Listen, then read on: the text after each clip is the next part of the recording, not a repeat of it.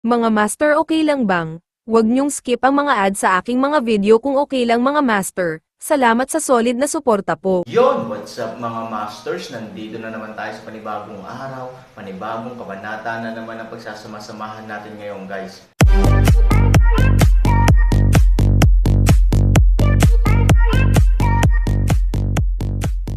Bali mga masters, kung bago ka pa lang po sa aking YouTube channel, please click the subscribe button, lalong-lalo na po yung notification bell guys, para maging connected pa rin tayo sa isa't isa at maging updated kayo sa mga susunod ko pang video.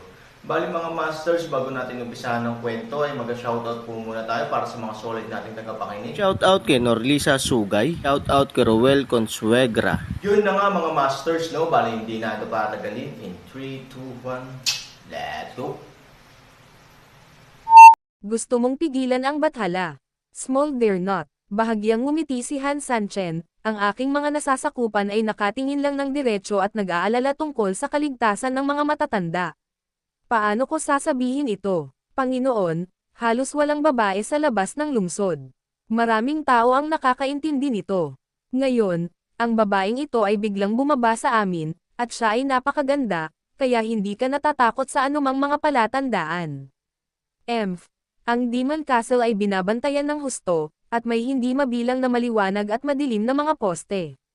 Ang bathala ay mayroon ding libu-libong mga elite, hindi banggitin na siya ay isang simpleng babae, kahit na ito ay 10, 100, 1,000, ano ang magagawa ko? Umalis ka kaagad, huwag sirain ang yaksing ng Diyos, kung hindi, hindi mo nais na sisihin ang Diyos upang tumingin ng mabuti. Mabagal. Hindi pa rin natatakot si Han Sanchen, Sir, kung mayroon kang clue, natural na malalaman mo na ang depensa ng Demon Castle ay napakalalim, kaya paano mo ito matatamaan ng husto? Natatakot ako na bagamat maganda ang kagandahan, ang matinik na rosas ay damaykit sa kamay. You brat, binigyan mo ako ng magagandang babae, pero nandito ka para pahirapan ang mga bagay. I ask you, what is your intention? Kasunod ng sinabi ng matatanda, agad na naglabas ng kutsilyo ang mga nakapaligid na gwardya. Hindi pa rin nagbago ang mukha ni Han Sanchen, syempre ang kagandahan ay dapat ibigay sa mga matatanda, ngunit ang kaligtasan ng mga matatanda ay kailangang pangalagaan. Actually, to tell the truth, ang mga nasasakupan ko noon pa man ay nag-aalala tungkol sa mga ganitong problema. Kapag nasugatan ang mga matatanda, hindi na makakatanggap ng reward ang mga nasasakupan. Ang susi ay nasira ang dragon body mo. Kaya naman, bago mahuli ang babaeng ito, ginamit ito ng mga nasasakupan. May kakaibang lason ang kumalat sa kanyang katawan. Napakamanhid ng lason na ito. Kapag nalunok, mabilis itong kumakalat sa bawat pulgada ng balat ng katawan. Hanggat lumalaban ng bahagya ang lason, sa isang iglap ay kakalat ang lason. Sa oras na iyon, mamamatay ang dilag na ito, Panginoon. Kung dinaykit mo ito, natatakot akong malason ka rin ng lason na ito. Nang marinig ito, halatang huminga ng malalim ang mga matatanda. May kakaiba bang lason sa mundong ito? Panginoon, hindi ito kakaibang lason. Ang iba ay ibinebenta sa black market sa labas. Kaya lang buong taon ay hindi mo nakikitungo sa palengke, kaya hindi mo alam. At saka, ang lason na ito ay laging malayo sa lason na ginagamit natin sa ating sarili, kaya kakaunti ang kasama mo, nabanggit. Naisip ito ng mga matatanda, at may ilang katotohanan ang pahayag na ito.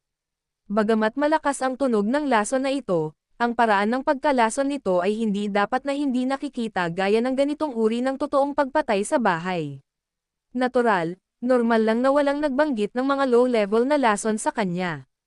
Tapos mabilis kang mag-detox. Ang subordinate ay nagbabalak na mag-detoxify, ngunit bago ang solusyon, how dare the subordinate let the adult touch the woman at will? Anyway, bagay lang siya sa bag ng mga matatanda, huwag kayong mag-alala, mga matatanda, dalhin siya ng mga nasasakupan sa lugar na iyong itinakda, at pagkatapos ay i-detox siya kaagad ng bata, at sa loob ng 10 minuto, tiyak na masasarapan ng mga matatanda ang masarap na pagkain na ito, paano? Nang magsalita tungkol dito, halatang ngumiti ng masama si Han Sanchen. Nang marinig ang mga salita, agad na pumalakpak ang mga matatanda at nagpalakpakan, hanggang kailan ka naghihintay. Halika, dalhin mo agad sila sa kwarto, bilisan mo. Kinuha ng isa pang waiter ang order at yumoko para magtanong. Sir, 10 minutes, may oras pa. Gusto mo bang magpahinga muna, o maligo? Muna. Tutulungan muna ng mga nasasakupan ang matatanda sa paglilinis ng mga sangkap. Nang bumagsak ang mga salita, nagkunwaring itinulak ni Han Sanchen si Ivory at sinundan ang waiter pababa. Tuwang-tuwa ang mga matatanda at itinapon ang kanilang mga palad sa tuwa. Napaka-exciting talaga ng ganitong magandang babae. Sa pag-iisip nito, hindi na niya ito pinansin, at diretsyong sinundan siya patungo sa kanyang kwarto. Para sa isang taong tulad niya, ano ba ang kailangan para makapagpahinga, maligo, hindi na siya makapaghintay na direktang ihagis sa lupa ang magandang babaeng ito at magpahinga. Ngunit paano niya nalaman na ang lahat ng kanyang mga aksyon ay talagang nasa tansya ni Han Sanchen? Hindi nagtagal, naunang pumasok sa dormitoryo si Han Sanchen at ang dalawa sa pamumuno ng waiter. Pagkaalis ng waiter ay dumating na rin ang mga matatanda. Kinawayan nila ang kanilang mga kamay upang sabihin sa waiter na huwag gumawa ng ingay at mabilis na umatras, at pagkatapos ay pupunta na ang unggoy.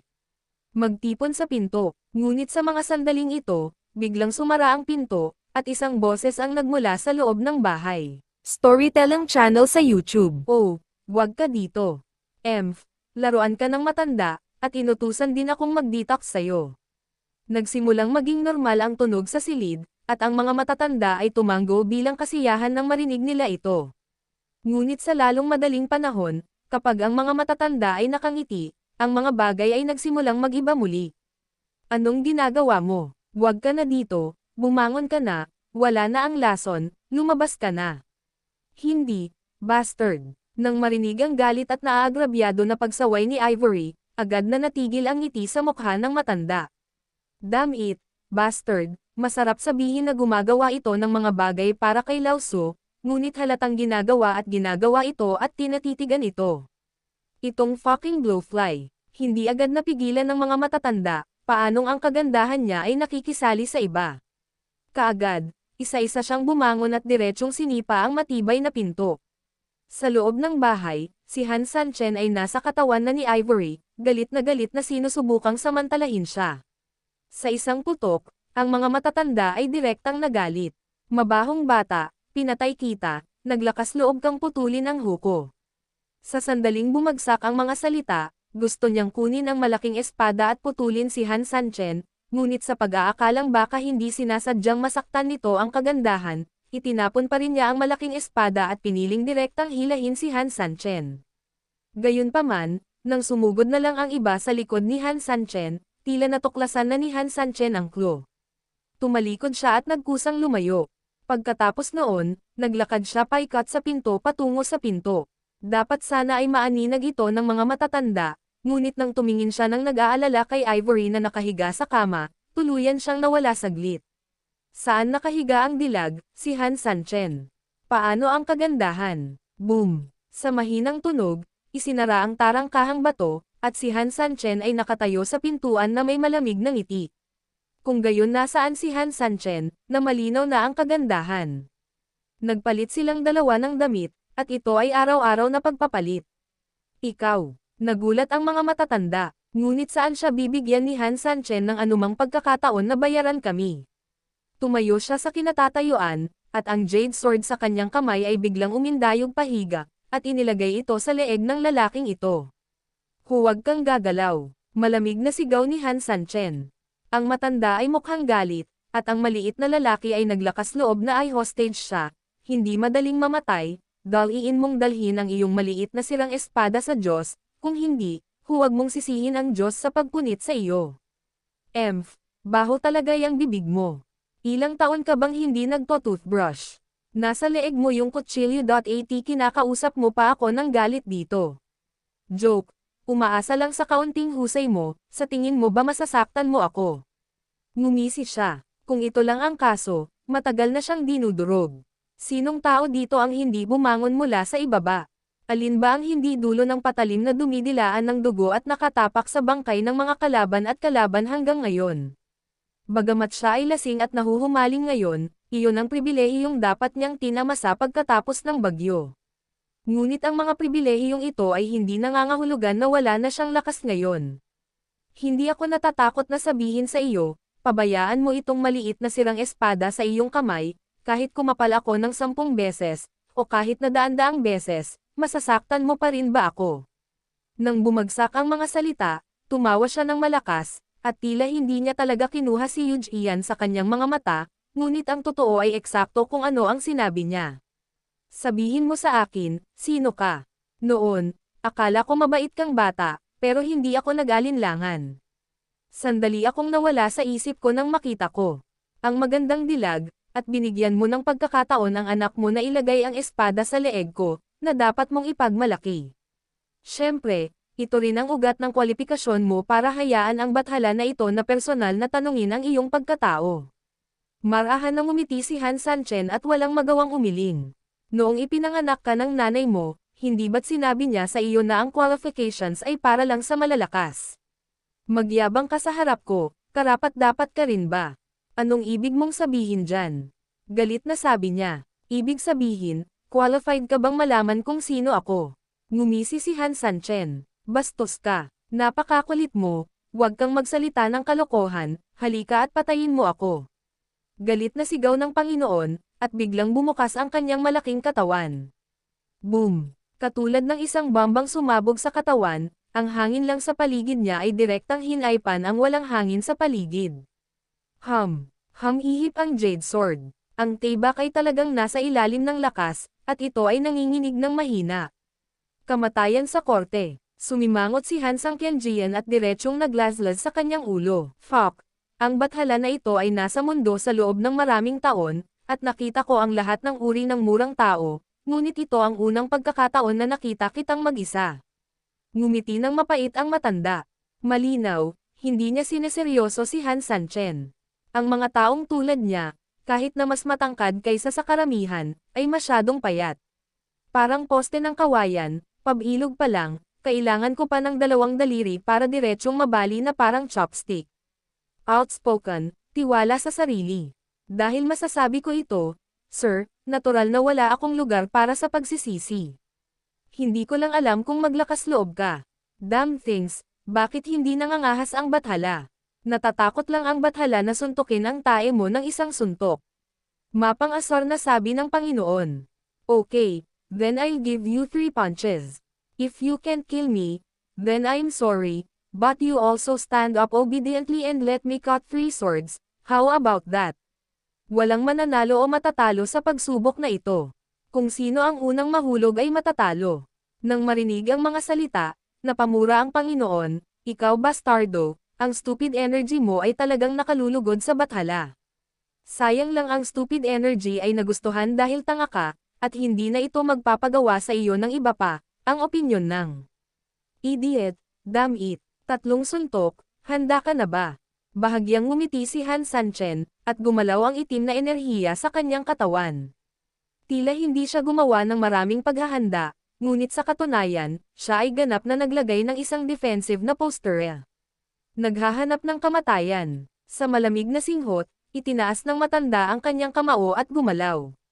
Kahit na alam ni Ivory ang kakayahan ni Han Sanchen, ngunit sa oras na ito, hindi man lang lumaban si Han Sanchen na tanggapin ang malaking suntok na atake ng kalaban, hindi maiwasan ni Ivory na mag-alala. Pagkatapos ng lahat, ito ay mabagal. Sa isang kritikal na sandali, biglang sumigaw si Han Sanchen. Nang marinig ito, tumigil ang matanda sa oras. Malamig niyang tiningnan si Han Sanchen, at sinabing masama, ano? Brat, natatakot ka ba? Sumigaw na mabagal, hindi ba ito tanda ng pagtakas?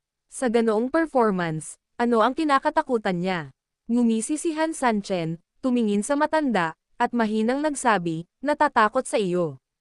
Hindi ako pupunta, ngunit bigla kong naalala na dapat tayong gumawa ng isa pang panuntunan. You bastard, you are damned.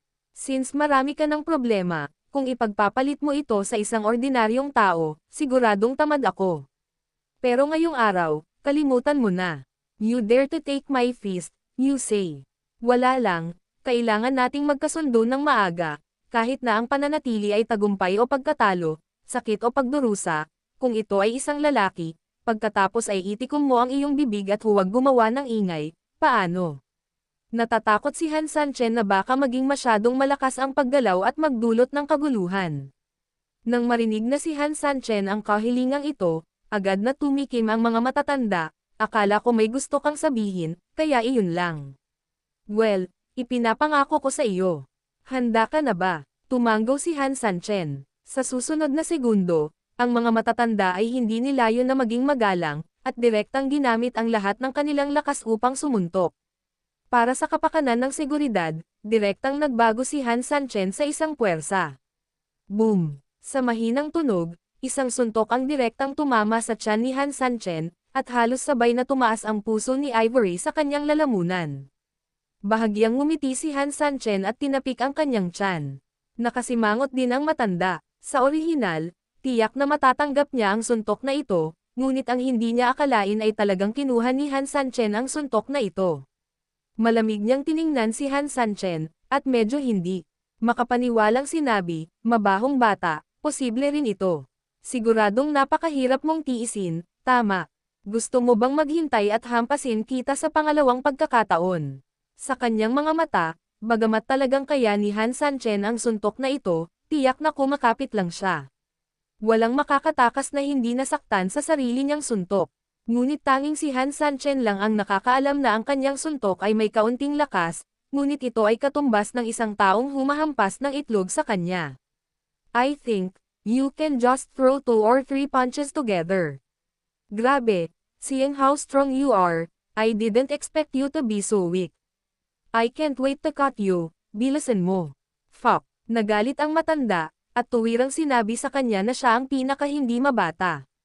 Agad niyang itinaas ang kanyang kamao at hindi magalang, at sinuntok si Han Sanchen ng dalawang magkasunod na suntok.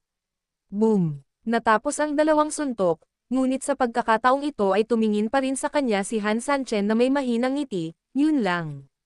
Bahala na. Yun na nga mga masters, no? Bali panibagong kabanata na naman yung natapos natin ngayong gabi. Muli, maraming salamat po talaga sa walang sawang suporta po sa aking YouTube channel na talagang inaabangan nyo po ang bawat upload ko po. Bali mga masters, magkita-kita ulit po tayo bukas ng gabi at ngayon po ay magpapaalam po muna tayo. Bali mga masters, bye-bye!